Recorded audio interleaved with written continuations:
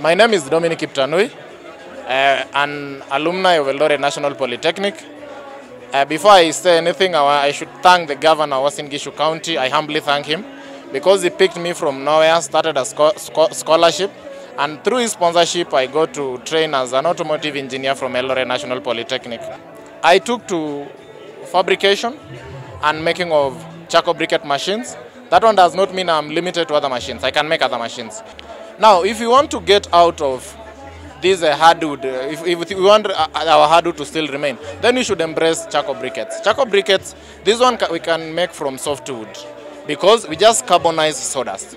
After carbonizing sawdust, after carbonizing any other organic material, we mix it with the soil. And first of all, after we carbonize it, we'll carbonize it to become this state. If it is in this state, we say one wheelbarrow, we mix with, we look for a binder. And our binder for this case, because of cost and all that, we are using soil. 1 spade per wheelbarrow of this dust. From there we add water.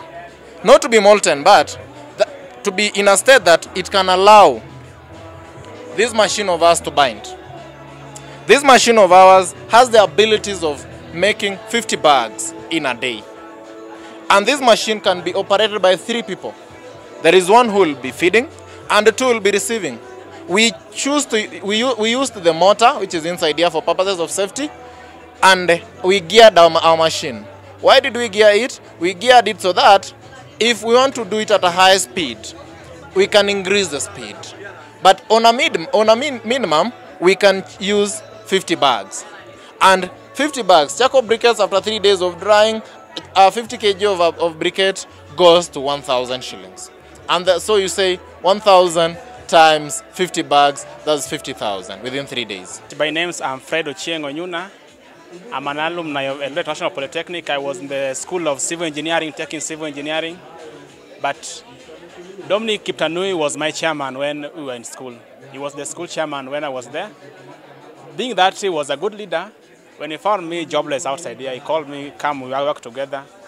With the idea we had, we came up together, we started making up these briquette machines. And we've found that through this one, every youth in this nation can get empowered. Every youth in this nation can get self-employment. So again, when we came up with this idea, we really met a lot of challenges in it. But from the challenges we got, we came to know that this machine can work well with everybody.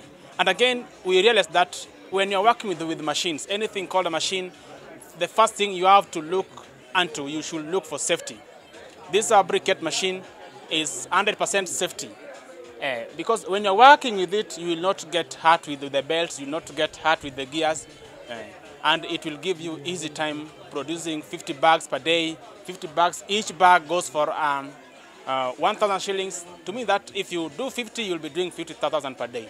This exhibition has helped us reach a wider market. In fact, I do say this is the small Eastern Africa here.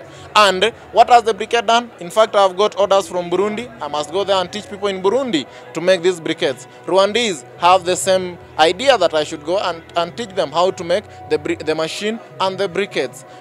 If the exhibition was not there, let us be honest to ourselves, I would have not even met anybody from Burundi or Rwanda.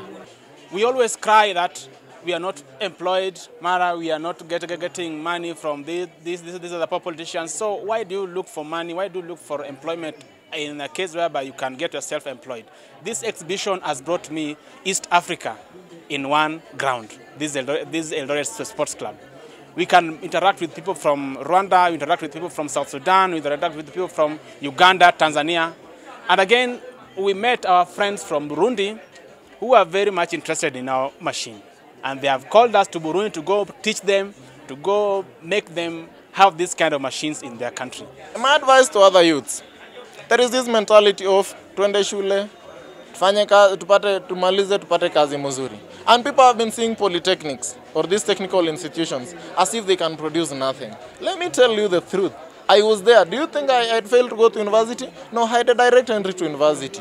But I chose to go to Polytechnic because I can now use my hands. And now, let us just even go a very simple thing. I have my welding machine, I have my grinding machine. Now I can get some small capital after selling this machine to come up. Will I knock anybody's door that I want employment? I can choose two things. Make briquettes and sell, or make the charcoal briquettes machines. And in fact, this beautiful one goes at 100,000 only. Bei ya pikipiki, tuache kukimbizana mambo ya mapikipiki yangusha watu hapa nje. If it is possible for our county government to identify and categorize youth, there are two types of youth. There is one who comes to the office, maybe of a CEC, CEO, or the governor, saying they want employment. Let them be categorized under job seekers. And then there are those who goes there with one idea. Give us 100,000. We start this idea. And then in 3 months, we are going to refund back, in fact with an interest. Those also should be categorized as job creators, and those ones should be given consideration, because once they create job, they can just fix those one who came for job. The job seekers now can get where to work. That is my request to every county government, to even the national government, and especially the county government of Uasin Gishu.